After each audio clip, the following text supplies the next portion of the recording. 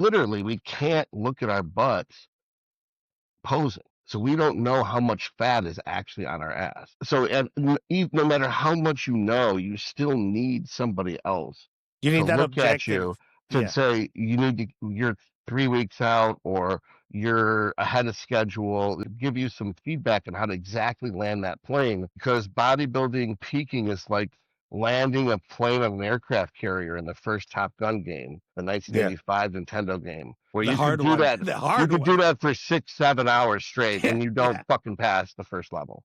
And it's not like a checkpoint either. You have to play the whole first level just to crash. And Yeah. you'll do that for hours. Because back in the day, there was no save point bullshit Well, whenever the you save want. point was after you land the plane. That's Then you right. got to level 2, but you Right. couldn't get to level 2 because you can't land the plane on the aircraft carrier. It's hard as fuck. Yeah. And that's bodybuilding, is after 17 years, still struggling to land the plane one time.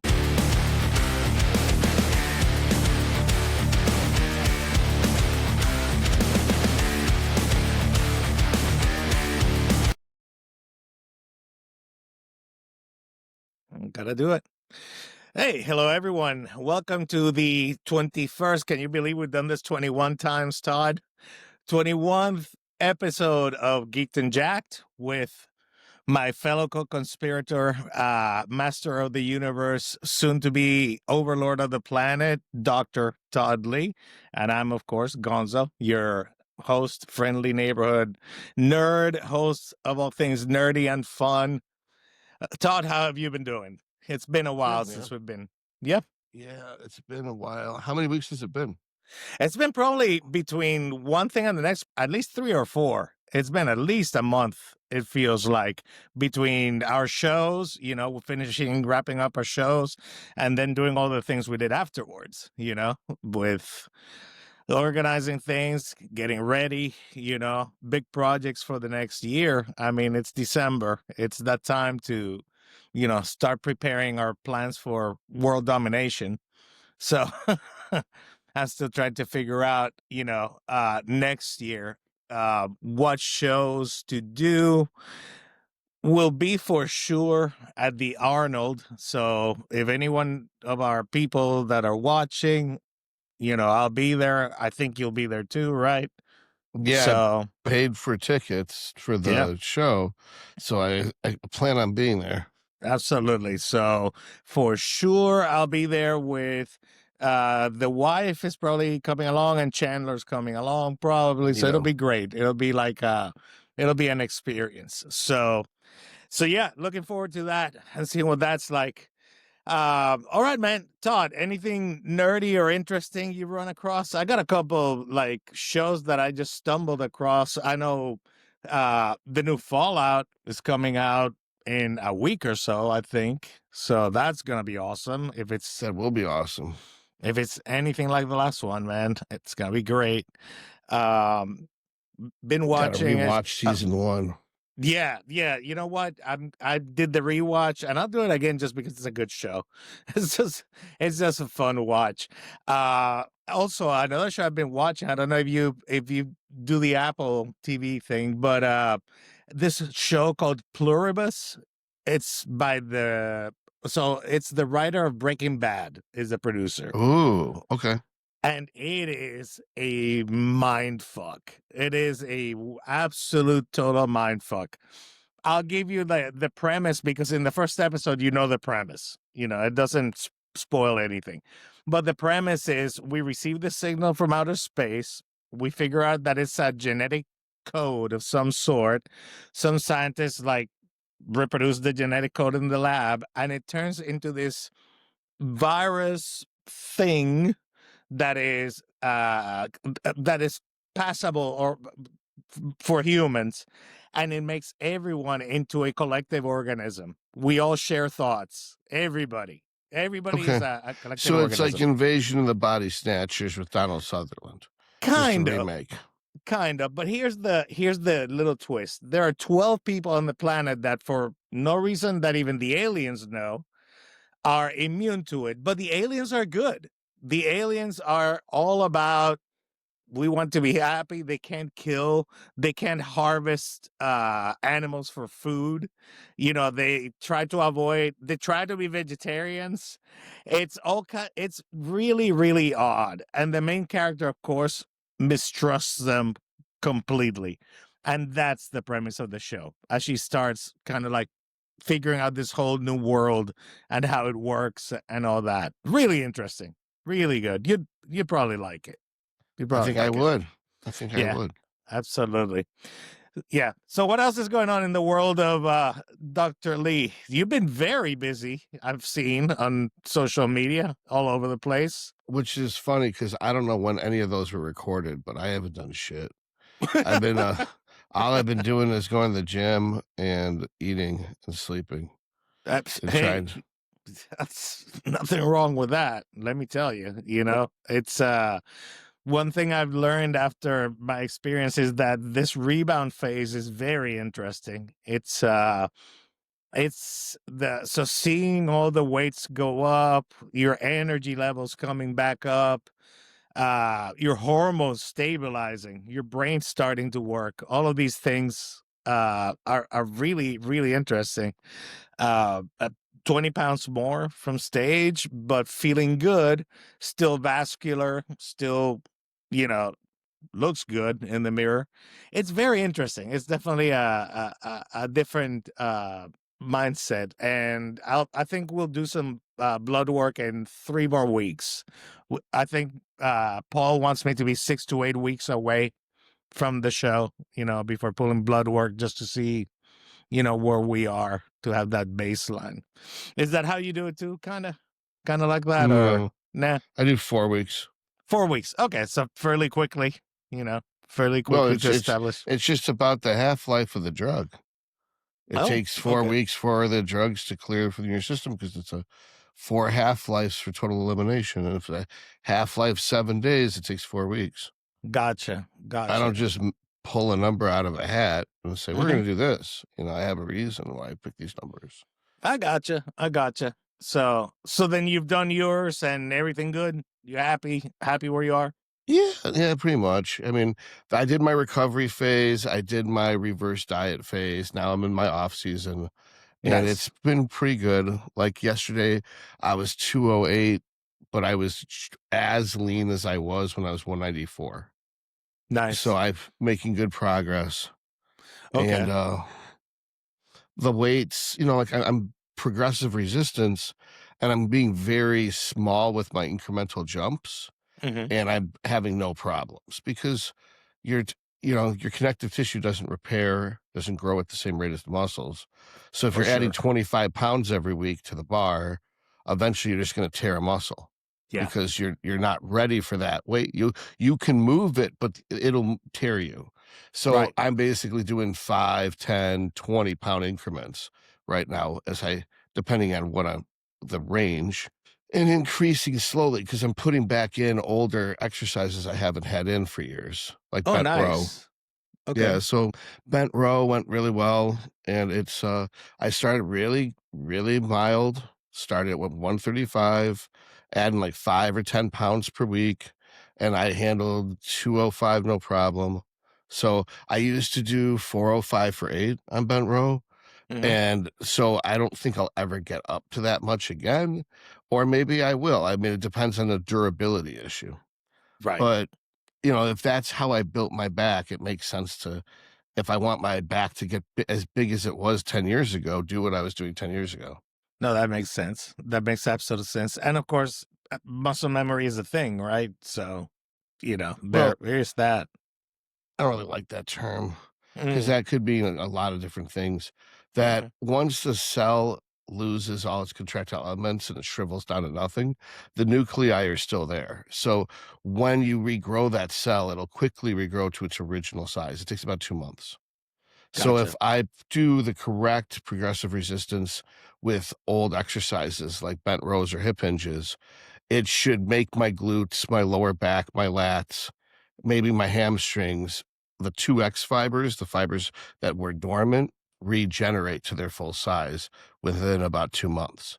That doesn't mean I can handle 400 pounds in a bent over row in Right. 2 months. That could tear shit off the bone. That might take years to build up enough connective tissue to handle that kind of weight again. Right. But the objective here, I mean, ultimately is hypertrophy and size and aesthetics. We Right, don't not care about, strength. yeah, we don't care if we're moving 300, 400, or 800 pounds, as long as it grows the muscle. Right. Right. So, yeah, no, that makes perfect sense. Absolutely. And you did mention in the past that the biggest challenge has been over the last few years, if I recall correctly, it's growing muscle, because you've developed so much that you're at that point that it's really hard to put on extra mass. Is that correct? Once I switched from priority 1, getting bigger, and the priority 2 was don't get hurt, to Hmm. priority 1, don't get hurt, priority 2, get bigger, I Uh-huh. stopped getting bigger. Gotcha. Gotcha. But like things like my quads, hamstrings, biceps, triceps, things that were weak points got bigger Hmm. because I was doing isolation moves, and nobody worries about tearing in an isolation move.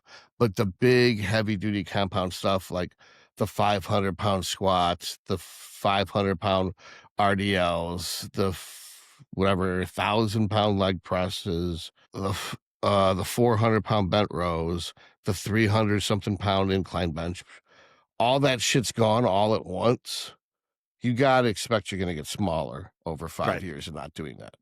Right. So that's the fundamental shit that's never supposed to be taken out, is what I took out. So it's like Gotcha. now I have to start putting it back in, and I'm going to be doing slow tempo work with really deep ranges of motion so that I can climb the pyramid really fucking slow to give my connective tissue enough time to where when I get back up to my old strength, then my connective tissue will be more durable than necessary. Yeah. Hey, can we unpack that a little bit? Because one thing I've noticed that is very easy for a beginner or even intermediate lifter to do is, of course, we want that progressive overload, and we fall into the trap of chasing that logbook, right? Mm. But the logbook might only be capturing, say, weight over time, over days, without catching the subtlety. I think I saw a video, I think it was you and Eric, maybe, where you were talking, or Eric was talking about the tempo on the bar, for example, as a measure of progress. As in, I might be moving the same weight, but if I'm moving that same weight slower with more control, even though it might be the same weight on the same reps, it's taking me an extra second, say, pause and control. That is progressive overload also. It's just not so easy to measure. Can you unpack that a little bit? That is a true statement. Okay. Eric would agree with that statement, although that isn't what Eric said in that video. What Eric was saying is, because I have a varying tempo, Hmm. I can't compare 8 reps this week to 8 reps next week. That's what Gotcha. he said. But Right. you intuited deeper into what he said, and Hmm. he does feel what you intuited. So very insightful of you. Well, what are your thoughts on that? Like, do you agree as with the overall sentiment? Does it logic? I mean, is it Right now, when I'm doing a new program, especially if I'm reincorporating old exercises that are new to this nervous system, then I'm going to treat it like I'm never used the exercise before. It's going to be sets of 20, and Mhm. it's going to be strict as fuck tempo, period. And that's that. I mean, and that's once it is up to snuff, then I progress to load. But that's the least important variable, is you have to have perfect tempo and you have to have perfect form. And a lot of beginners, they are not going to have perfect tempo and they're not going to have perfect form. So For sure. instead, they're just told, do 3 sets of 10, try to Mhm. get somewhere close to failure, and also make sure you feel it in the target muscle. And at that point, until they master their nervous system, that's all you can expect out of them. Right. Right. And how long would you say, like, for the average? Because people have to understand, like, the time scales we're talking about here. We're talking about putting on muscle, which takes forever. It takes a long time, and people get impatient in this world that we live in of Instagram influencers and bull crap. So, it could be literally years of you working on that exercise and on that tempo and on that control, right? Mm. In order to be effective. So, for example, I'm supposed to be doing 6 to 8 reps on my first chest exercise, but Right. I'm not. I'm basically getting 9 or 10 reps. And when I add a little bit more, and I'm coming all the way down, it's the Panada converging Smith machine. Okay. So, and so it diverges at the bottom. So I'm actually touching the bottom. So my hands are way lower than the plane of my chest. So it's way more than a deficit incline bench. And then I'm squeezing the handles and squeezing my chest to use my chest alone to drag those handles up. So my triceps aren't getting involved. And I'm Gotcha. trying to touch the biceps together in the top and hold that for a second. So it's like 3 seconds eccentric, 1 or 2 seconds in the fully stretched position, touching the bottom. Then I squeeze it. I don't explode it up through the concentric phase. Then I squeeze it for another second at the top. So it's like 6 or 7 seconds per rep. Yeah. So I'm getting 10 reps with that. Am I going to advance the load? Probably. But if I didn't have perfect tempo, or I wasn't touching every rep with the stretch, then that's not the appropriate time to advance load because those are imperfect reps. Next week, come back, make sure you touch with every rep. Make Right. sure you have the perfect tempo because you're much safer working tempo with this much load than to go up load and not be strong in the greatest stretched part of your range of motion. Because now when you get down there with that 5 extra pounds, it might be enough to tear the muscle. Right. So you have to absolutely be certain that every rep that you do in the rep range that you've chosen has been performed perfectly. And when that happens, do you do it maybe a couple more weeks just to ensure that you got No, it? Or at no. that point, you're good. At that But I point, you're good. micro load though. It's going to be a 2% increase. So if I'm going up 100, if I'm using 100 pounds, which Hmm. sounds like bullshit for an incline bench when you could do 300 if you Hmm. did it the way everyone else does it, but you're doing 100 pounds, then a 2.5 pounds on each side, a 5 pound total is a 5% increase. Right. That's already double the amount of an increase you want in a week. Yeah. You only And want a 2% increase. and I was gonna say, like, depending on the type of exercise too, like that brings an interesting conundrum that a lot of beginners won't realize, but I'm gonna state it here for the benefit of beginners, and it is this: when you certain exercises that you use lighter dumbbells, say bicep curls, something like that. The dumbbells go, 15, sometimes 17 and a half, sometimes 20, 22 and a half. I think a lot of beginners don't realize what you just said, which is really important, which is this: that jump in weight is, from a percentage proportionately, it's big. It's a big jump. 33% to go from 15 to 20. You just increased your load by 33% when you only Exactly. were supposed to increase it by 2. Exactly. That's why there's always a huge rep range on isolation moves with dumbbells of 12 to 20, because Hmm. generally you can climb all the way up to a 20 reps with 15 pounds, but you Hmm. go up to 20. The next step is all the way up to 20 pounds. You're going to drop all the way down to like 11 or 12 reps. Makes sense. And then you have 8 weeks to climb before you go up another dumbbell. And honestly, I've done shoulders with Hunter, and it's the Hmm. same as the video. Like if he's using a 30-pound dumbbell to do lateral raises, Hmm. so and he's 280 pounds. Yeah. So it's like I use like 15s, 20s, maybe Yeah. 22s. Yeah. So like there's really no, and my shoulders are my best body part. Yeah. Yeah. It's You do have like so amazing freaking cat delts, my and I friend. train very similar to the way Hunter does, the same way Joe Bennett would teach you to train. Yeah. It's just my way about shoulders is the middle delt's used in nothing. So you have to isolate. It's one of the only muscles you have to isolate. But the Right. advantage of that is, since you have to isolate it, it doesn't matter how fucking sore it is. There's no reason you can't train. Gotcha. And two, when in the fuck is your middle delt ever sore? It recovers so fast. Yeah. Yeah. You could probably, if I do 4 sets, I might be slightly sore the next day, which means I could do 4 sets every other day. But that also means if I do 3 sets, I'm not sore the next day, which means I can train every day. So which is that's one of more, those 4 bonuses. sets Yeah. every other day or 3 sets every day? Depending on how frequently you go to the gym, make the decision for yourself. And for something like that, would you say, in my case, I do want the bigger delts for sure.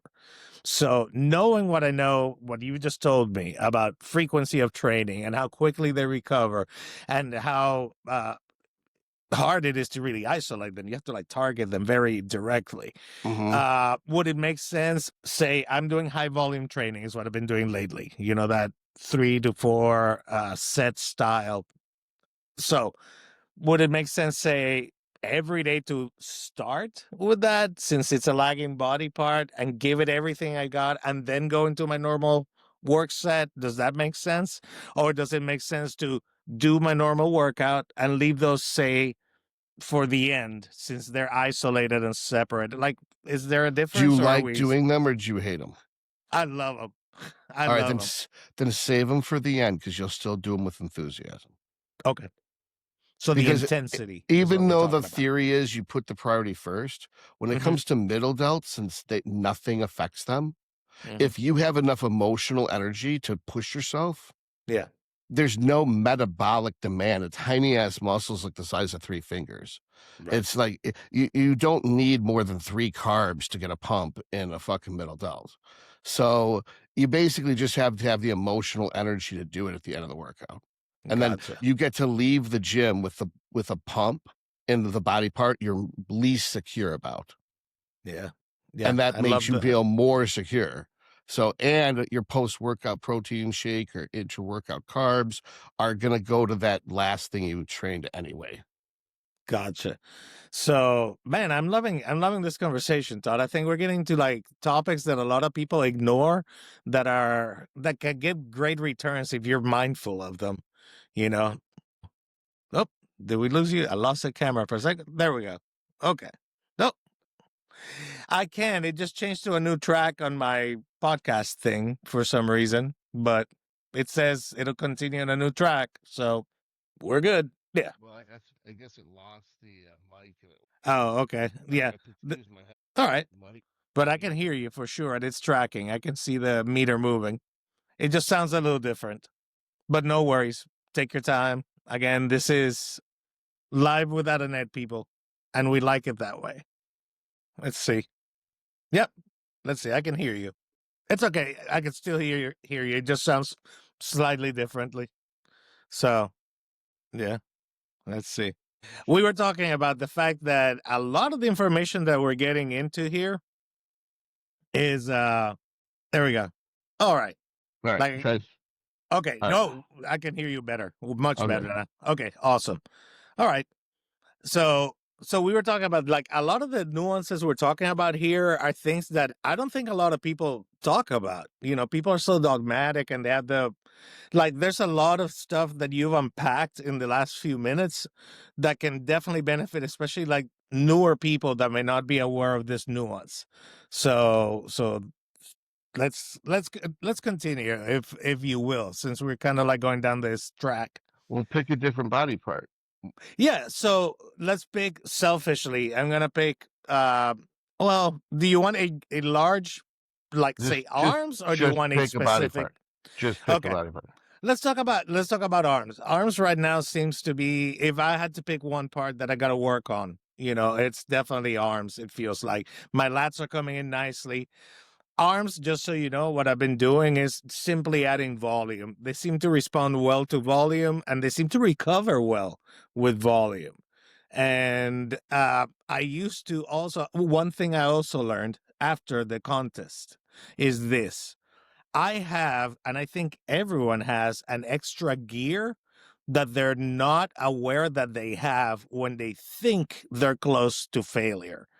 I've discovered that I have an extra gear where for real I can feel a for real pump, where I can feel the blood pumping, where I can feel the muscle be stiff, where the muscle does not want to move. And I think, tell me if I'm on the right track here, that most beginners don't even understand how to feel that and what that feels like and what it does. I mean, I've heard that before, but I was always very intense growing up. Yeah, So I was always had to be told to hold back. So usually you have those two types of people if you're a coach. You right. got people that are going to overdo it unless you hold them back. And then Hmm. there's people who are just going to not do shit and expect you to drag them across the finish line. Yeah. And so Is the that the people over or under? there's Hmm. people who are taking it way beyond failure, and there's people who have like 8 reps in the tank, and there's Gotcha. nothing in between. That's what pretty much life will have You, in store for you. you know what that makes me think of? If it was possible in the future, in a sci-fi future, one of the I think the biggest challenges between a coach and a trainee is this.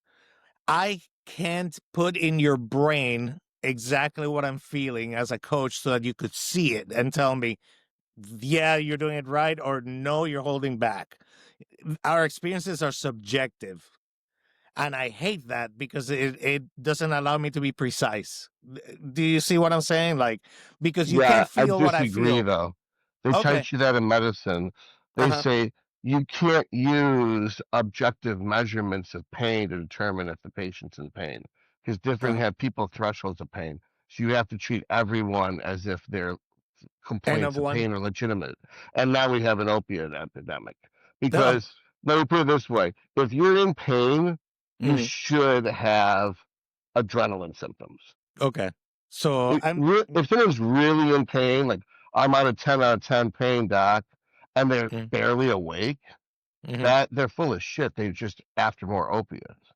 And what are the? By the way, let's talk about it. So, what are the symptoms that you're looking for when somebody's really putting in the effort in the gym? You're Are they training somebody. shaking? Okay, Uh, slowing down, right? No, no, no. Involuntary Just slowing shaking. down. Their whole body should be shaking like a leaf, like they're Okay. getting tased. If they're Okay. not shaking, then they're not even close to recruiting every white fiber.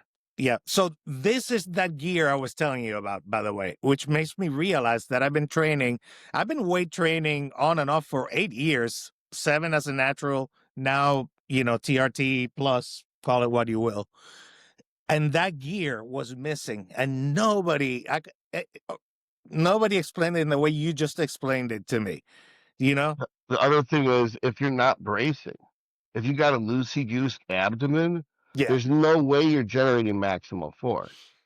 So Because, you gotta bear down like you're about to get punched in the stomach, mhm, and then control that one muscle and squeeze it as hard as you can, and you'll get 1 to even 4 more reps out just by bracing. yeah.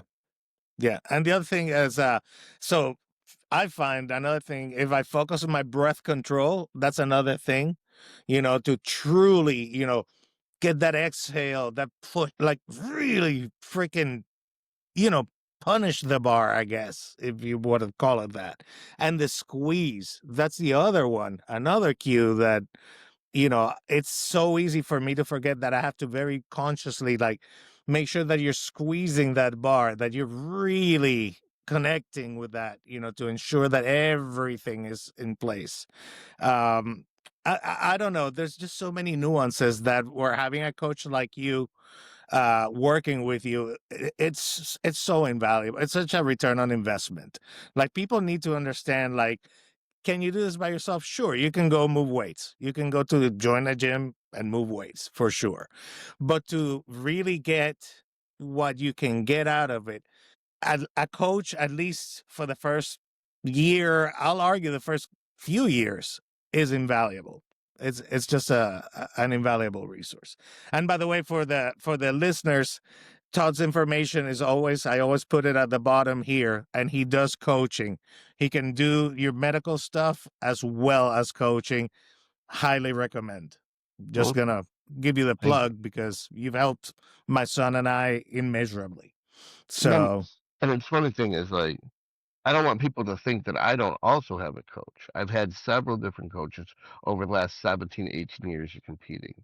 And all bodybuilders, even the top number 1, 2, 3 in the world have a coach yeah. because we can't see ourselves literally we can't look at our butts posing. So we don't Yeah. know how much fat is actually on our ass. So and no matter how much you know, you still need somebody else You to need that look at objective. you to Yeah. say you're 3 weeks out or you're ahead of schedule. It could give you some feedback on how to exactly land that plane because bodybuilding peaking is like landing a plane on an aircraft carrier in the first Top Gun game, the Yeah. 1985 Nintendo game, Oh, where the you could hard do one. that. The You hard could do one. that for 6, 7 hours straight, Yeah. and you don't Yeah. fucking pass the first level. Yeah. And it doesn't. It's not like a checkpoint either. You have to play the whole first level just to crash, and you'll Yeah. do that for hours. Because back And in the day, there was no save point bullshit well, whenever the you save want. point was after you land the plane. That's Then you right. got to level 2, but you Right. couldn't get to level 2 because you can't land the plane on the aircraft carrier. It's hard as fuck. Yeah. And that's bodybuilding. Is after 17 years, still struggling to land the plane one time. It is so fucking funny that you and I like always end up with the with the nerdy references that make perfect fucking sense. And these kids of this generation are so spoiled that they can hit save whenever they want to. Oh man, it was a whole other thing. And by the way, what you mentioned, like I totally agree with. We have to be if you want to progress, you have to be realistic, but you also have to be humble. And if people like Nick Walker, Ludsford, those guys have coaches and they are the best in the world. They're in that top 0.00001%. Think about it. If those guys need coaches, regular people, your gym bro, come on now. Have the humility to understand that. You made me think of something else too. A lot of people get into the whole like, so how lean is lean? I want to be so peeled that you see my striated glutes. But I was thinking about this. There are some people I know that have striated glutes, but then you look at their front and they hold a tiny little bit of fat, say on their abs or somewhere else, just because it's a genetic factor. So that's another instance, I think, or another example where a coach can help you, because what is the point of chasing those striated glutes if in doing that, the rest of the package suffers? For example, I look pretty much perfect at Mm-hmm. 200 pounds, but I'll diet all the way down to 175 to get shredded glutes, and I Right. still don't have shredded glutes. But now I've lost 25 pounds of muscle. And now you've worsened the package Right. overall, right? And So I do that, and after multiple years of doing that, I've gained almost nothing. Whereas, like gotcha. from now on, like even though I might have to do that to make classic, Mm-hmm. I'm looking so good at 208, I might as well just compete in 212 Mm-hmm. and have soft glutes. Just Gotcha. have one body part that sucks, and Versus the it's entire. right. Mm-hmm. And Yeah. what's funny is in classic, you cover the glutes with the trunks. So like you're dieting all the way down to be this weight, Mm-hmm. so you can be totally shredded, but the part of you that isn't shredded is covered up by the trunks anyway. So Yeah. wearing classic trunks at 200 pounds, I look as good. I look way better than wearing classic trunks at 180 pounds. So it becomes dogmatic, right? It's almost like for some people, it's just completely dogmatic. Like you must have the shredded glutes. That's the measure. It's like, why? Why are you Because not that's looking at what the we whole were package? told. That's what Yeah. we were told. We were Yeah. told if you don't have shredded glutes, don't even show up. Right. Like looked in the eyes by judges and said, if you don't have shredded glutes, do not even show up. Yeah. It becomes one of those things that people just accept as a gospel truth without that Well, analysis it of your own was thing. true at the time. Yeah. Tyler changed the protocol. Tyler Mhm. made conditioning no longer number one. Right. Right. Fullness is more important than conditioning now. Absolutely. I've learned that, by the way. So we're chasing that. I'm chasing that. I'm chasing overall muscle. Oh, so speaking of that, that was a piece of advice you gave me that I've taken to heart, trying to build everywhere muscle, because I'm Right. thin.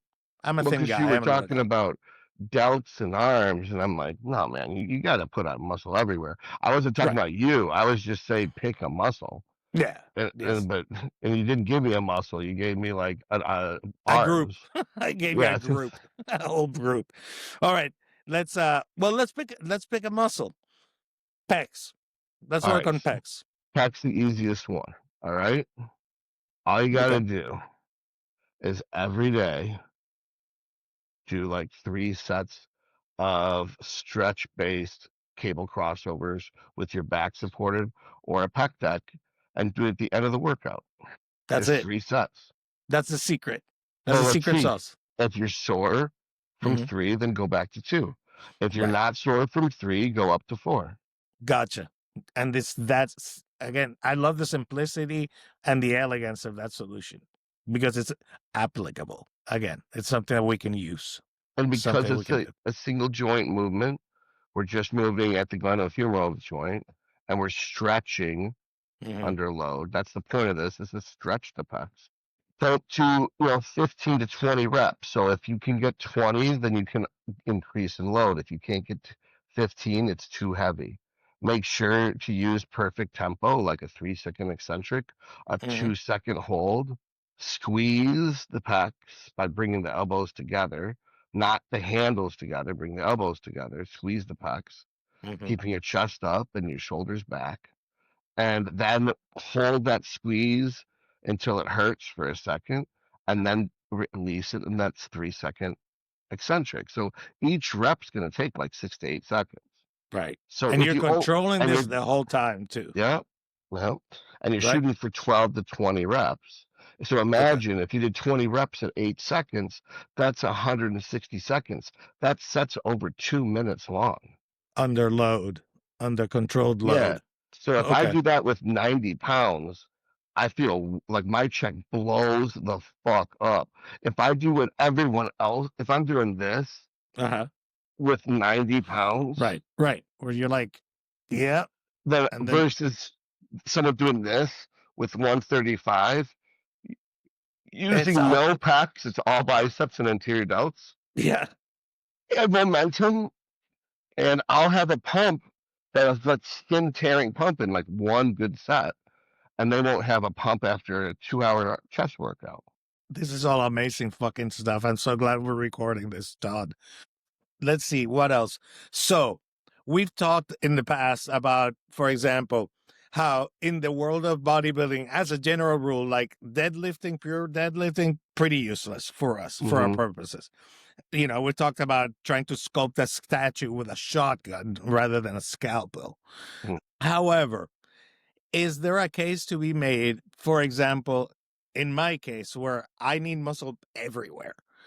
Is there a case to be made that in that specific scenario, a compound exercise becomes more valuable vis-a-vis your fatigue and Mm-hmm. your capacity for recovery? Is that a valid Yes. thought? Mhm. All right. So, in the case of regressions from a Russian deadlift, to make it more specific, a Mhm. straight leg deadlift is the most specific and it targets the hamstrings. The problem is people go way too heavy and they tear their hamstrings. Yeah. Or they bend their knees and it's not a straight leg deadlift anymore, it's a Romanian deadlift. Right. Now, the Romanian deadlift is great for glutes. All right. And then, if one step up from there, if you really want to make your waist huge, you can do rack pull. Okay. So, That's the if you want to make your wisest waist choice, huge. yeah, like in Would your case where you've got I was sarcasm, meaning like you're an idiot right. if you do rack pull. Exactly. So, It's what we don't okay, want. We're right, fighting we right. want the X frame, you know. Yeah. So since your quads and your hamstrings are good, Hmm. but your glutes are normal, I would Hmm. say a Romanian deadlift would be the right thing for you. And you go as low as you can go and feel a good, healthy stretch in your hamstrings without tearing them. The problem is I've torn both my hamstrings doing that because it Oh, feels great until it tears. And then now it it's feels sore. great until it doesn't, Yeah. basically. It's Okay. not like it gives you a warning with hamstrings. Those fuckers just go. Yeah. Yeah, I gotcha. So let me analyze, since we're doing the random thing, man, and I'm loving it, by the way, Todd. So let me know when to stop. One of the exercises that I found, this is before I was bodybuilding. This was when I was more doing weightlifting for fitness to just be healthy. One exercise I loved is the barbell high pull, almost like a snatch. Yeah, fuck that shit. Stay away from it. You don't like, you No. don't like explosive dynamic Olympic type I lifting don't. at all, No, you right? just said a bunch of F words to me, basically. No. Well, didn't mean to insult Yeah. you, bro. No. I don't get offended. I just get grossed out. Yeah. So, like any type of explosive Olympic compound movement like that for us as bodybuilders, unnecessary, waste of time. No. Okay. So yeah, just because that one happened to feel like I would connect it really nicely with like traps, shoulders, even to some degree, delts, traps, a little bit of Right. lats, But you could always just do upright rows. You don't have to do some Olympic bullshit. You I could don't need just to do the whole like no, launching it up. no, fuck Okay. that. Just do normal upright rows. Mm-hmm. Or you could do some variation of face pulls with your chest supported, and you'll get all those same muscles. Beautiful. And you could use a Vulcan rather than a rope, or use wrist cuffs if you could attach which I do, by the cables. way. Thanks to you again. I do. I actually Thank you. bought some because, take out, like, that's something else. A lot of people at the gym, it blows my mind when they see me using the wrist attachment, even for like a simple lateral cable raise. And they're like, why are you not just holding a handle? Isn't it easier with the handle? It's like, yeah, except that you're adding this. And why in the world would I add a joint in the middle that I can't fully? It's one more thing that can move, right? It's one more thing that can add variability. Just over explaining it. Am I? Yeah. Okay. It just seems like a variable that contributes nothing except chaos. You want to load the target muscle with as little joints in between as possible. That's it. One sentence. Okay. Beautiful. Yeah. Well, this is why you coach. Yeah. And then if they say, well, why don't you do it above your elbow? And it's like, it will slip down my arm. Right. Right.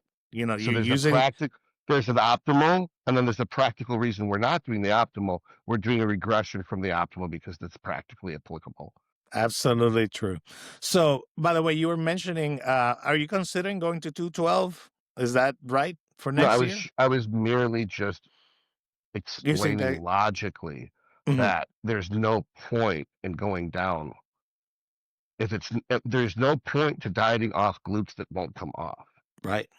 And that no one learns this. I don't learn this. That I will lose an additional 30 pounds and not look better, just look worse. Right. Because you're hiding the place that is actually getting better and showing the ones that are not. No, that's not at all what's happening. I'm losing muscle. In a bodybuilding sport, you're losing muscle. Losing muscle's bad. Yeah. Don't lose muscle. Grow muscle. Yes. That's it. Losing muscle is anathema. Anathema? How do you pronounce that in English? I don't even know. Anathema sounds better. Anathema. Yeah, it sounds like anima, which is just as awful. Anyway, let's start thinking about like other strategic things while we're doing this. One thing as a newcomer that I'm learning is that it makes sense and it behooves you to plan really far ahead if you're going to compete, when you're going to do it, what time frame you're going to do it, so that you can back plan and know how much time you have for a productive off season, right? So how do you like to what length of time do you like for the off season? Is it pretty much, do you have a preference, or is it a matter of simply what fits between that and knowing you need X amount of weeks for prep and you're going to compete at a certain date? Is there like a I guess a limit to the off season where it becomes not productive? I would say 9 months. 9 months. Okay. 9 months would be like enough to where you need to. Okay. After 9 months, you've solidified all the gains you're going to make, and you're not going to make any more. So you, Okay. after 9 months, you do a mini cut, clean it up, then do another off season, Okay. If or do a health phase, Mhm. then a mini cut. That as you start to introduce the drugs, Mhm. then because the you hit steady state concentration after the mini cut, you can go Right. right into the another off season. Gotcha. And mini cuts. Here's a question that actually somebody asked me at the gym, and I was like, I have no fucking clue. I'm gonna ask an expert. So tag, you're it. And the question is this: this cat is doing a mini cut for 6 weeks. He said he wants to drop. I think he wants to drop something like 7 pounds, 8 pounds in 8 weeks. So a pound, which just sounds reasonable. But he was thinking, he's like, normally I never run trend until the last 6 weeks before a show. That's when he Hmm. usually runs trend. Hmm. He's saying this time for this mini cut, I'm considering running low dose trend to hold on to muscle as I do the mini cut. Does that Yeah, make that's sense smart. or is that Yeah, stupid? no, it's very normal. Okay. All right. So it's one of those things that knowing all A the, normal mini cut would be stop force feeding yourself, double your cardio, add yeah, in clen, add in tren. gotcha. Just, Switch your oral out for a different oral. yep. Then after Being, 4 to 6 weeks, mhm, I mean, you're fat as fuck if you mini cut for 6 weeks. Like yeah. you should be able to get off like 6 to 10 pounds of fat in 3 weeks if you're actually a bodybuilder.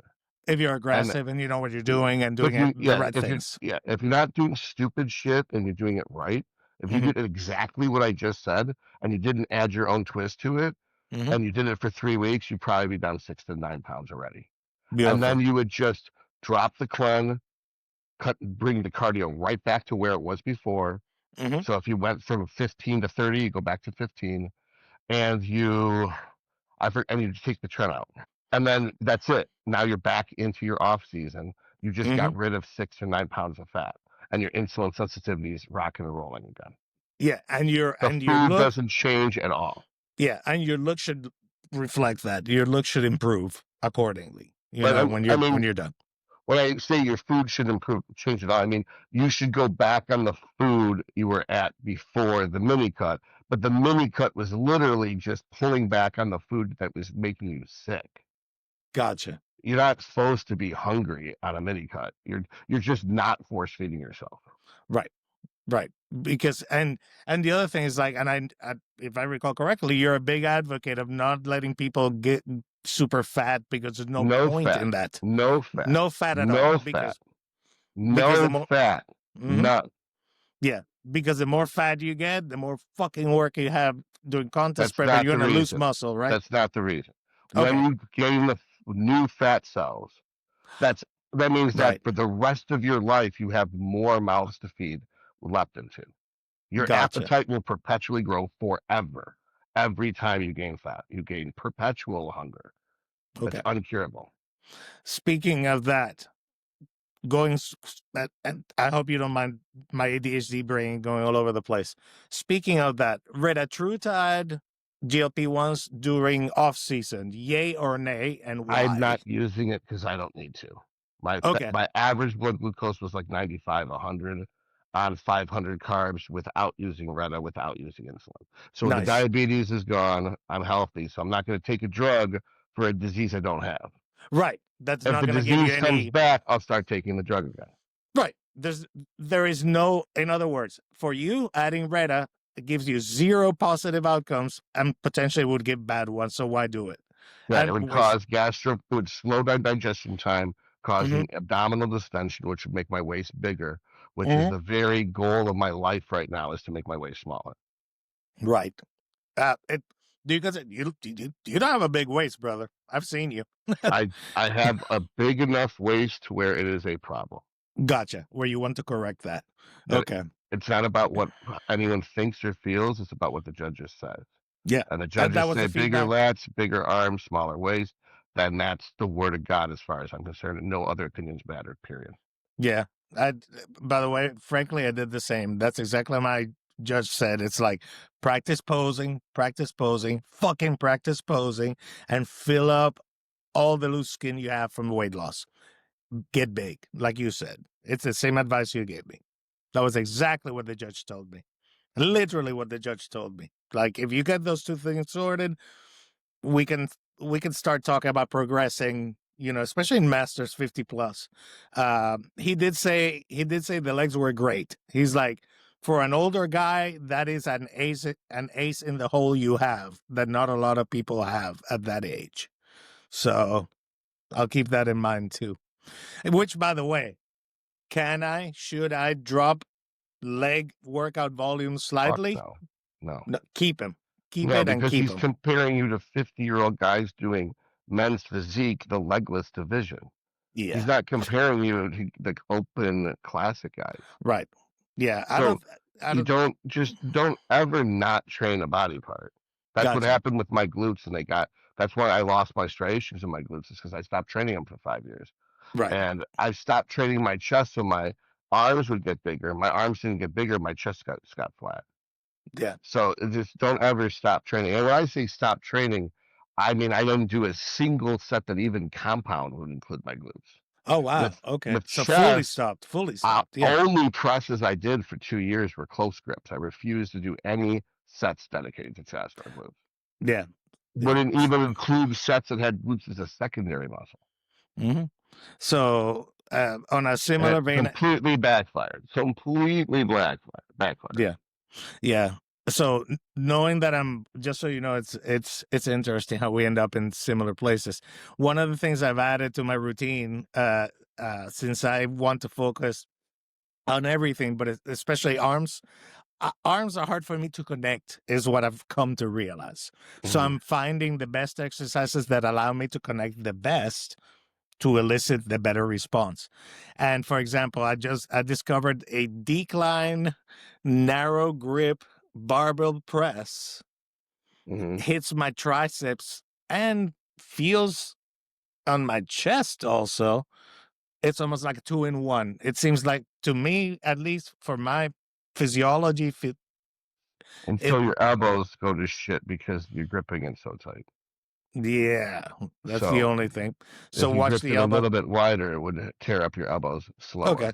Yeah. Yeah. My Any elbows type are of good, but any bilateral movements for your biceps and triceps will destroy your joints.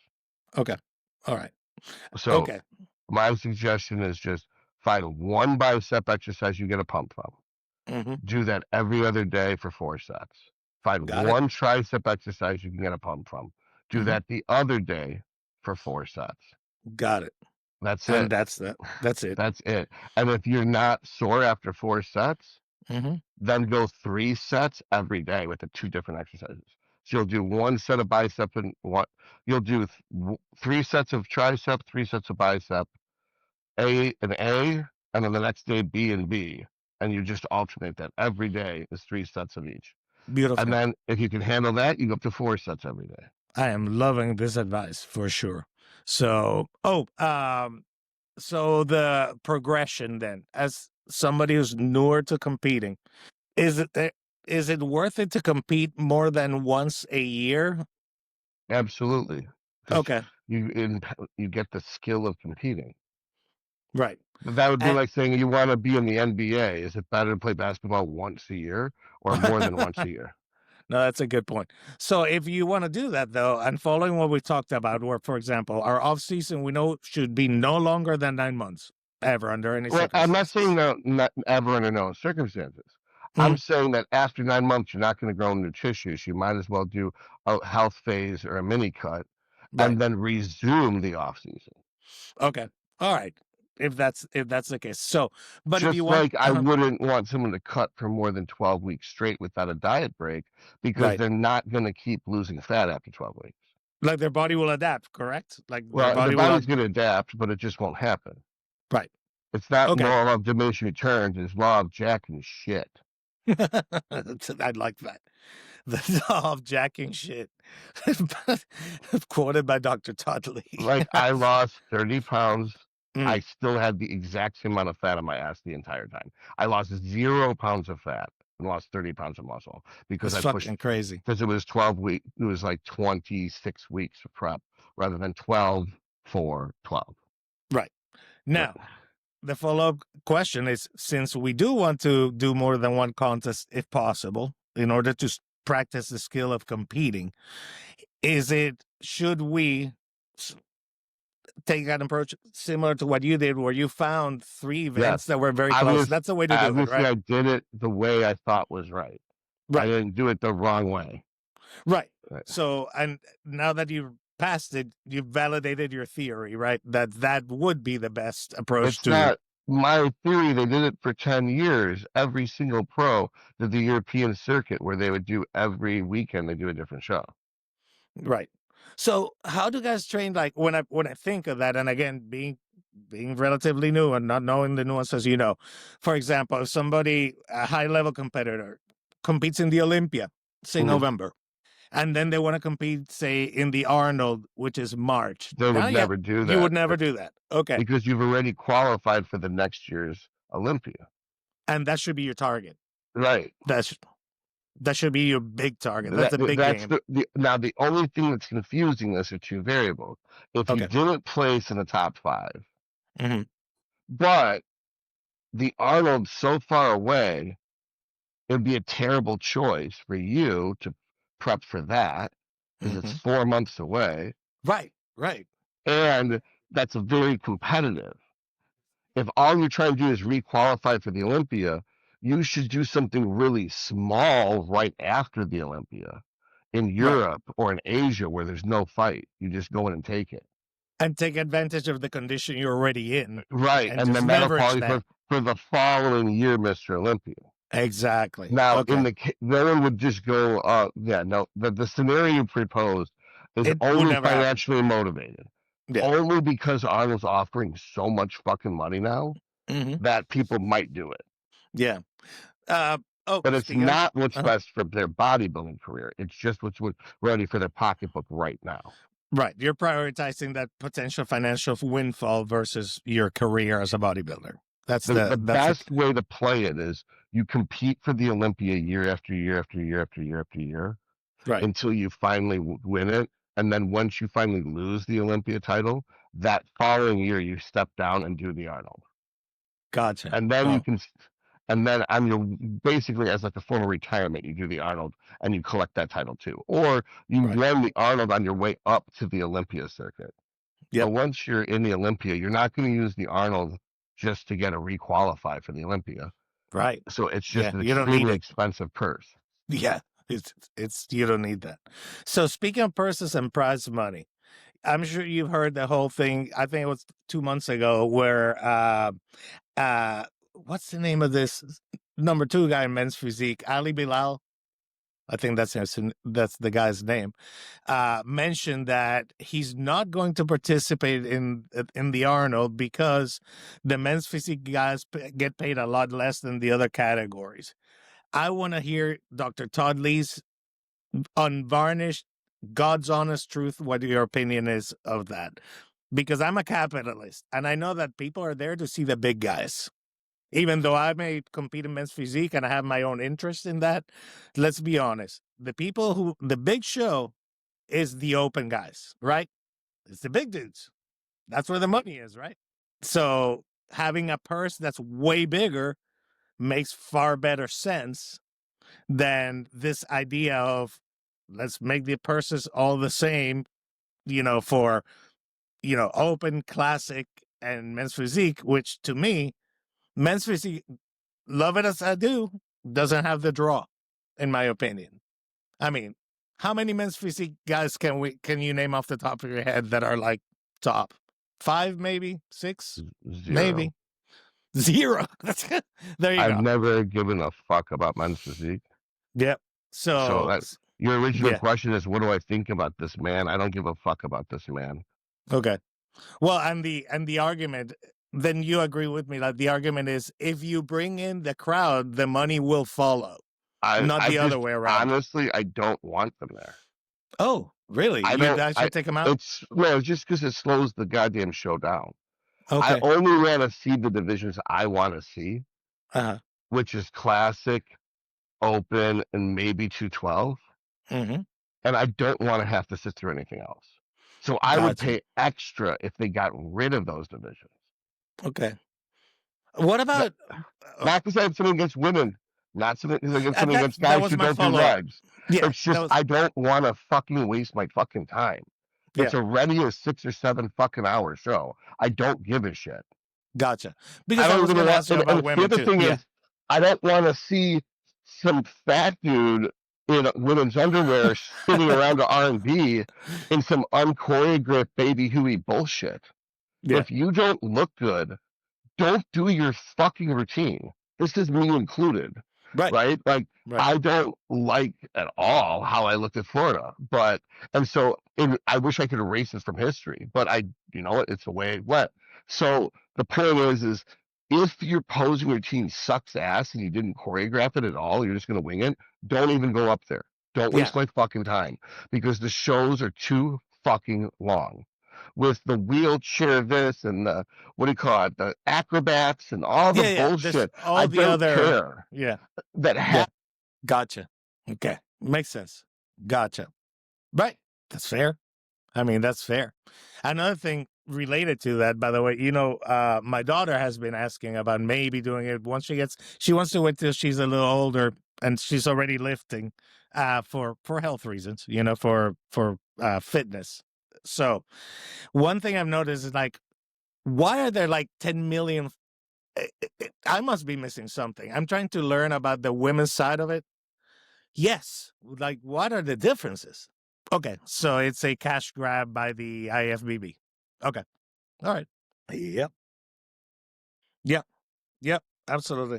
Yeah. No, it makes absolutely perfect sense. And I'm glad that we're asking all of these questions because I feel like there's a lot of questions I'm learning as I learn more about the sport that seem to be almost like taboo and people don't like to answer, when you ask them. I'll give you another example. Got to talking to a young lady, my wife did, while we were backstage at our show. And they were talking about like for any of their events, they have to have the special costume or whatever built or tailor made or whatever. And you and I can get away with getting some posing trunks for, I don't know, $50, $100, something, if that. These women are spending almost $1,000 on a fucking bikini. Like, what the fuck is that about? I mean, is it? It's 100. That's one way of looking at it. I don't know. Yeah, after that's like, yeah, yeah. So I'll give you this just to give you an idea of the perspective. At the show I did, of course, my family was there and they're new to it, and they started introducing the women's things, and the output I got from people who want to be involved in the crowd, who want to support the sport, is why don't they explain what the fucking criteria is? Because this makes no sense. I have 5. So they saw it at the finals. They saw the finals. Okay. And that's the thing. That's the idea, right? For people to get into the sport and support it, we want the crowd to be part of it. We want the crowd to be involved. Mm-hmm. Mm-hmm. Mm-hmm. Gotcha. Gotcha. Yep. Yep. I can tell you. Yeah. Mm-hmm. It's just a less fit person. Uh-huh. Mm-hmm. Gotcha. Bodybuilding's everything goes. And that's it. Right. Yeah. Yeah. So, following your thought, by the way, I have seen rumors and rumblings in more than one place about people eliminating the 212 category altogether in the coming years. So this aligns with your thoughts, I guess, in the sense that, yeah, man, like pick the classic look, that Arnold look, that Greek god look, or the freak show look, big as a fucking house, whatever the hell it is, the mutant look, right? Uh, and those be the two categories, and let the chips fall where they may, and that would make for a more entertaining show. Mm-hmm. Right. Yep. Yep. That's me. Yeah. Mm-hmm. I see. Now I understand the model. Right. Right. No, I mean, all you're talking about is time. What you're talking about is time scheduling and human fucking attention span. How long? Yeah. Mm-hmm. Gotcha. By the way, Todd, I want to be respectful of your time, and we've gone way over our usual hour.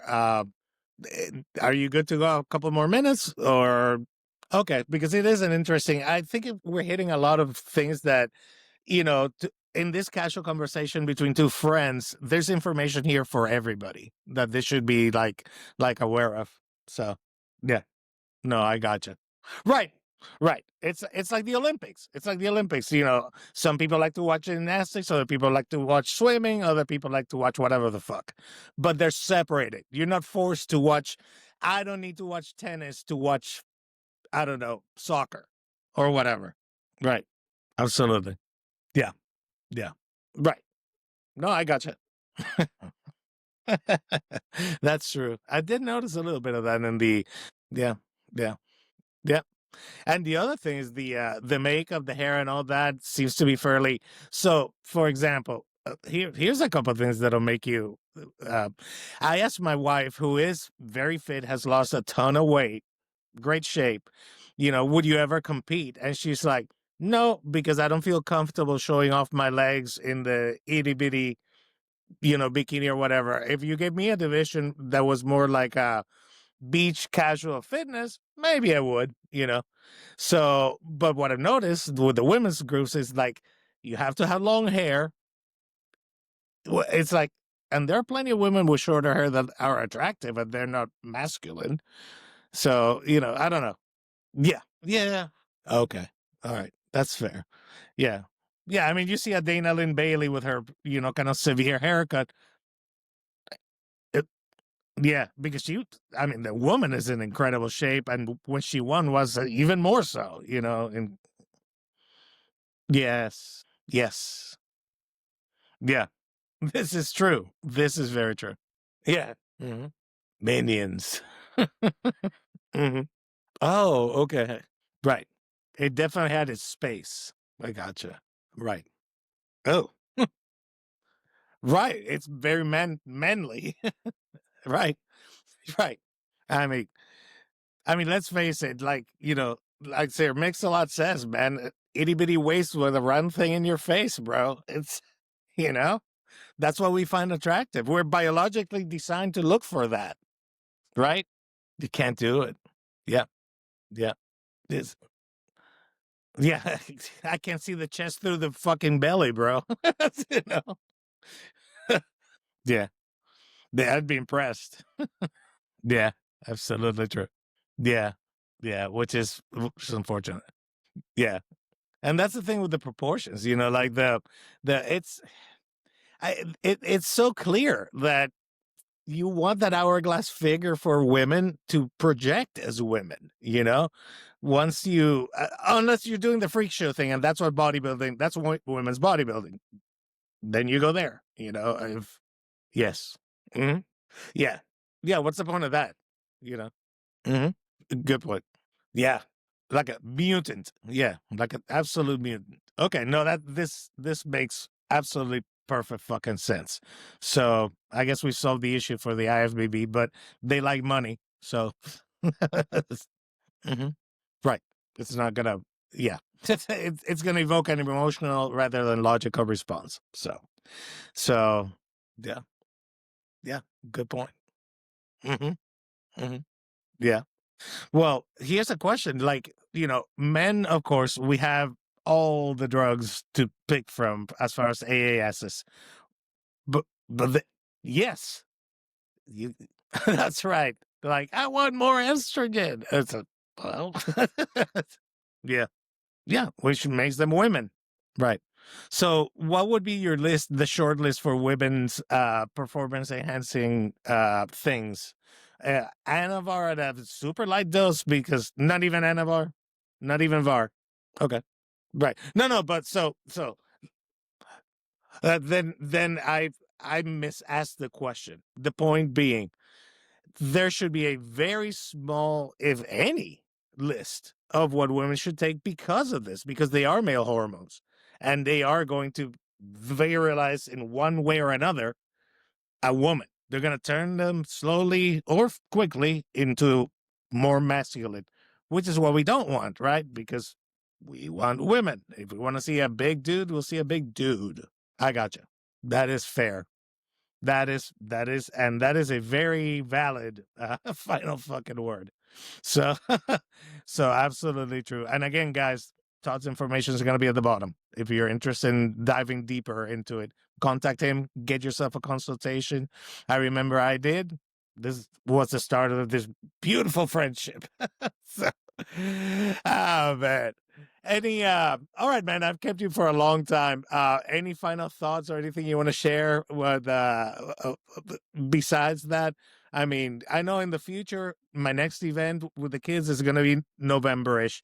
Probably going to keep it local just to get the stage time. Just to, now that I know what it's like, I can focus on the actual, performance, posing, all that.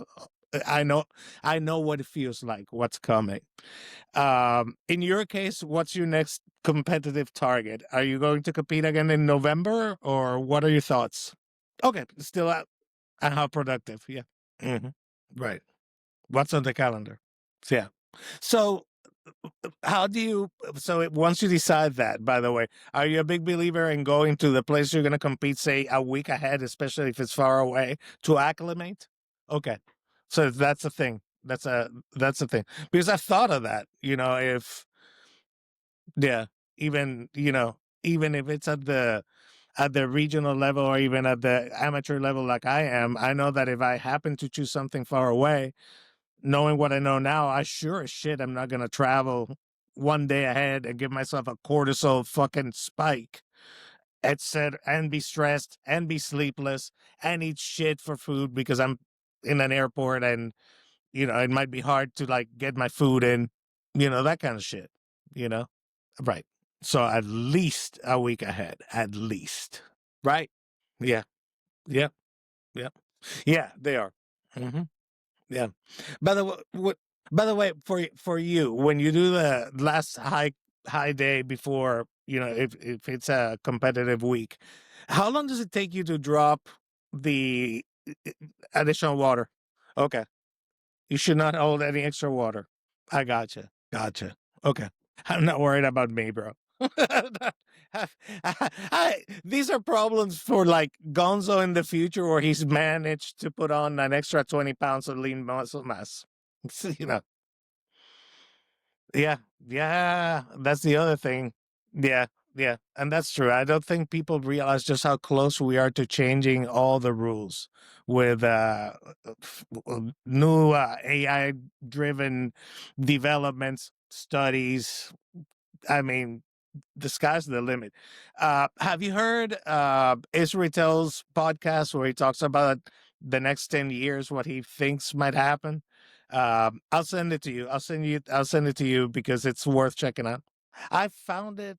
I think it's with somebody else, and I stumbled across it on Apple Podcasts.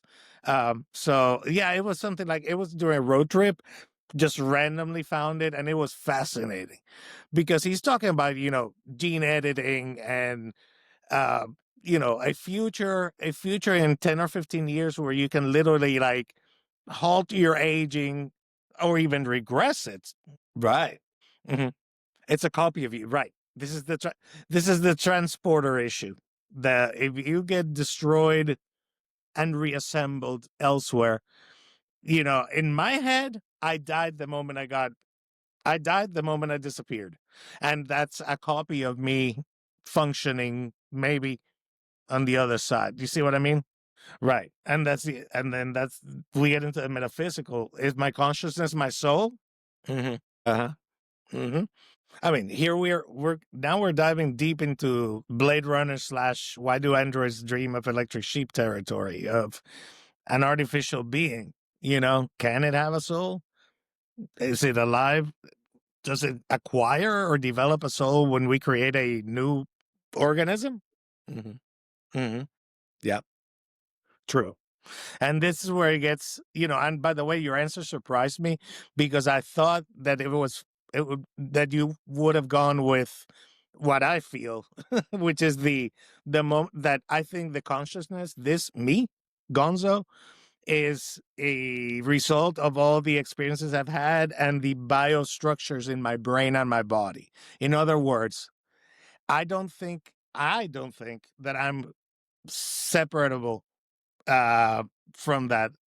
Using your analogy, if we disappear me somewhere and teleport me and reassemble me elsewhere, I truly believe, me myself, Gonzo. I'm not saying I'm right. This is my thought.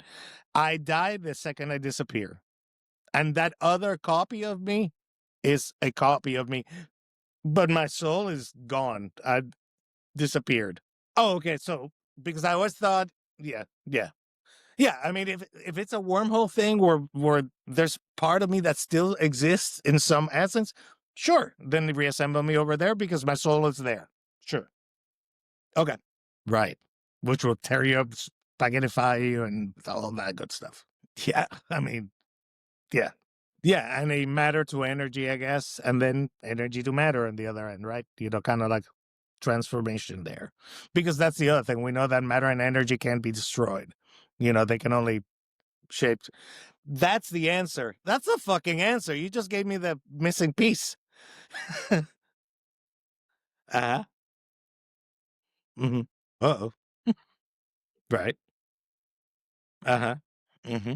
Right. That's a good point. Yeah. Yeah. That's a good point. And if that's the case, where the fuck is he right now? I don't know either. Yeah, I mean, whatever. Do you think angels get bored? I mean, or are they because here's the I read a fascinating story. I'll send it to you, written by Neil Gaiman, and in this story, oh, Neil Gaiman. Oh yeah. Well, anyway, it's the story. I believe it's titled "Murder Mystery," and in this story, the angels all have a function. Every angel has a specific function. And that's all they do. So like if they're not part of the function, they go back to the host where they're like a communal being in storage, I guess. Yeah. Only comes out when it needs to go. Yeah. Yeah. Yeah. That's great though. That's fucking great. But maybe that's the thing. You've seen the prophecy, I'm sure. Like the correct, correct. And that's part of the yeah, written by the guy who wrote the original Highlander script, Gregory Wyden, I think. Just so you know, which is why there's certain similarities in the structure and narrative. I feel from there's definitely some parallels. I never even knew it was out. I never even knew it. Mhm. Okay, I'm gonna pick it up then. Uh huh. Mm-hmm. Right, right. From the viewpoints. Right, right. Shit, what's the name of that book, please? I'm ordering that shit on Amazon. Uh-huh. Yep. That's all I need. Yeah. Okay. Oh, was it? But he didn't write it. Okay. Yeah. Mm-hmm. Okay. Mm-hmm. Right. Because he might be wrong. I gotcha. Yeah, yeah. Right, right. Mm-hmm. Yeah. By the way, total sidebar. It's so good that you, as an English speaker, are teaching me how to properly pronounce these things that I've only seen written, but I've never heard anyone speak. So I have no idea how things are pronounced in English. Just so you know. Nephilim, was it? Yeah, for example. So let me share a personal story as what this traumatizes me a little bit. I was in an argument in college here in the States with somebody, and I'd never heard the word ignoramus pronounced in conversation. You see where this is going. So I'm in the midst of this argument, and Puerto Rican Gonzo is like frustrated and blurts out, "Stop being such an ignoramus," because the word in Spanish is ignorante, accent on the I, ignorante, so I thought it was ignoramus. And let me tell you that's the one fucking word you don't want to fuck up when you're calling somebody ignorant. Let me just say I lost that argument.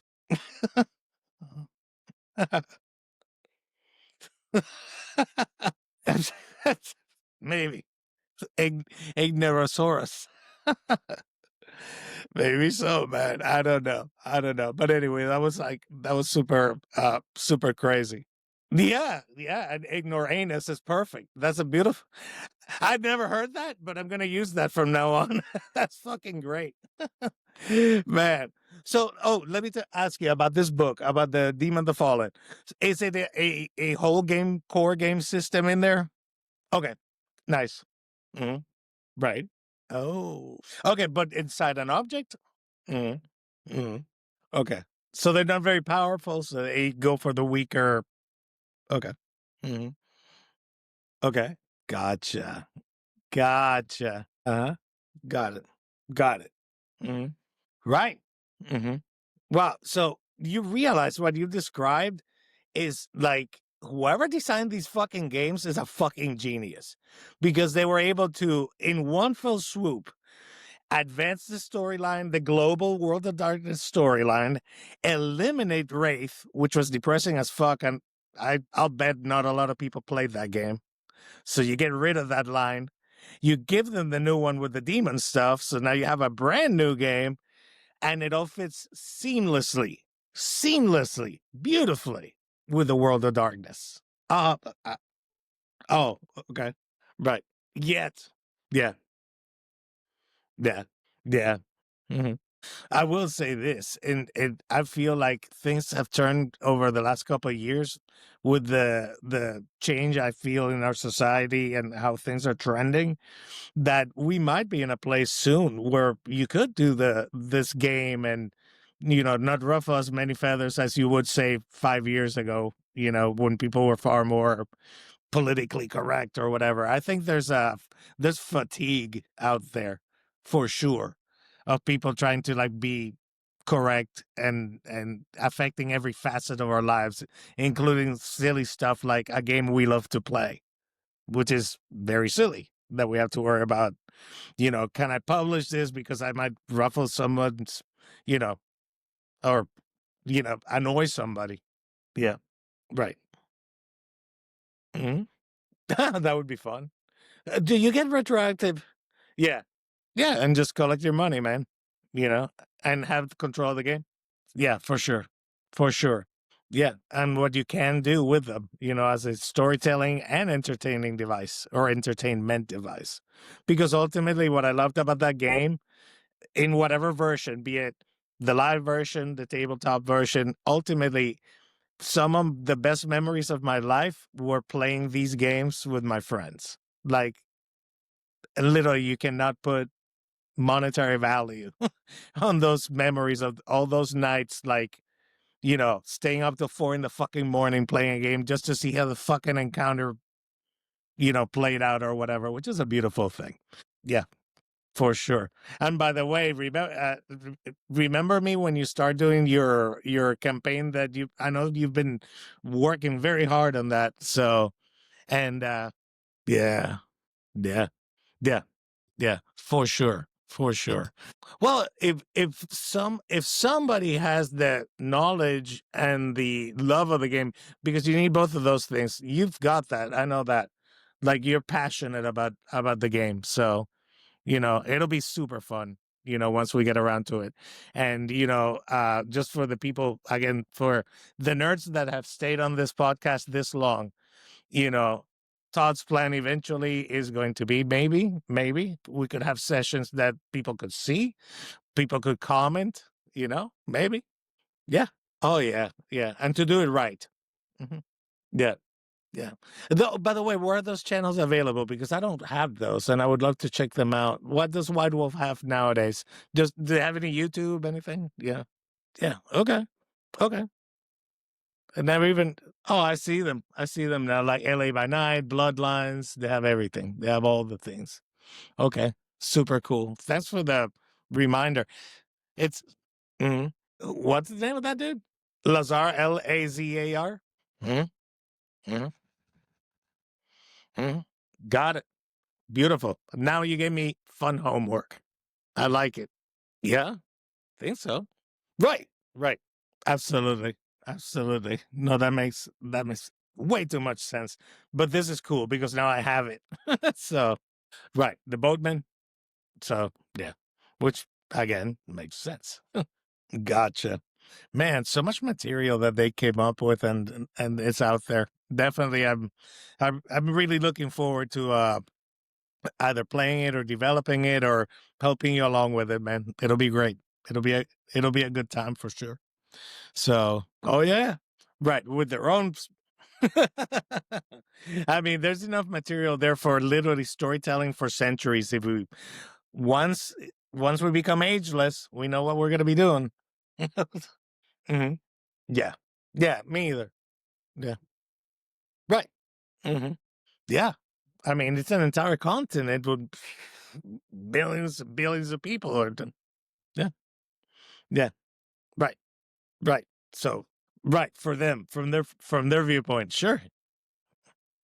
Hmm. I love that. I love the versatility and ability to evolve of this game. Unlike most games that kind of like are set in stone and in a certain way and are very hard to develop a progression and a timeline. That's one thing that White Wolf has always been great about that, though.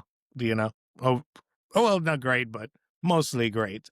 I mean, they try. They did go through their politically correct phase for a while there, but yeah, exactly. Or before, yeah. Which, by the way, I have to catch up because I'm only up to I think second edition was the last time because, yeah. Mhm. Right, right. No, and that's what I mean.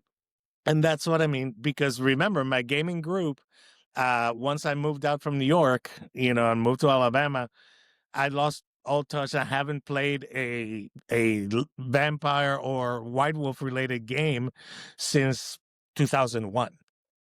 You know, so that's the disconnect. It's been 24 years. Yeah, 20, 25 by now, really. Right. Yeah, the basics. Right. And the cool thing is that allows me and you to have this conversation, even though I have not kept up completely. Right. Mhm. Beautiful. Beautiful. So I'll check this out. Yeah. Yeah. Yeah. Yeah. Yeah. I have a couple of my friends, how there's different types of gamers, there's the rules lawyer, there's the jack of all everywhere guy, there's the guy who wants to try every new thing first. So I have a friend who's the rules lawyer, who if he ever played with us, I think you would blow his mind because you won't allow him to. But in the book it says, it's like, well, that's what I'm been saying in the book, but exactly. Or he wouldn't even know. Yeah, this is the rule book. Well, that's fair. No, it makes sense. I mean, if we're going to redo the game, let's redo the game, right? Yeah, what would it be? I mean, you've got 20. Exactly. Yep. Yeah, that's accurate. And I like that because it is true. Dude, that's one fucking great way to make your point. Let me tell you. Yeah, you're like you're like Bane in The Dark Knight Returns. you were shaped by darkness. You were molded by it. So yeah. By the way, fucking Thomas Hardy, man. Tom Hardy has the traps I wish I had. That bastard. This is genetics. Freaking genetics. Yeah, I'm talking about the. So I'm talking about the. You saw Warrior, right? The one about the two brothers. That version. That's the version. Yeah, that's the version. Yeah, he always did walk kind of like. Yeah, yeah, yeah, yeah. Did I ever tell you one of the things that made me decide to get in shape back in the day when I was super fat? This will make you laugh. I was watching with my wife Casino Royale, the remake, the Daniel Craig one. And of course, in that one, it's young Daniel Craig at his peak. there's that scene where he comes out of the water or whatever, and my wife, who never, ever, ever comments on any other man in front of me, as far as I know, was like, man, that guy looks great. And I'm like, that fucker's my age. Why don't I look fucking great like that? You know, and that was kind of like what set me off on the, so how do you get jacked? How do I lose, well, from 280 pounds to literally sitting right here at 180? I've been like at 180 now for 2 weeks straight, just up and down, 182, 178, 182, 178, which I love, by the way. I think this is a good weight and composition for me. I don't have I tried to explain to my wife, and I probably destroyed the explanation you gave me of when you're so lean, your brain can't even process things because you actually have a biological depression because you don't have enough nutrients for your brain to really work. See, I told you I murdered the explanation. Right. Like I said, I butchered it. Bad Gonzo. Gonzo butchered it. Gotcha. Learn the keywords and yes, serotonin. I like that. True. So it's all about the key concept. You can always dress it up later. You know, it's like a cake. You bake the cake first, then you put the frosting and all the shit on it. So, all right, man. So I'm going to call it just because it's been an hour and a half, because I have a feeling that you and I could literally talk here 10 more hours if you want to. Yeah, go eat, man. Go. I'm same. It's my low day today too. So lots of protein. Still doing kind of like the whole carb cycling thing, just with way more food than during contest prep. Thank God. Anyway, my man, as always, a pleasure.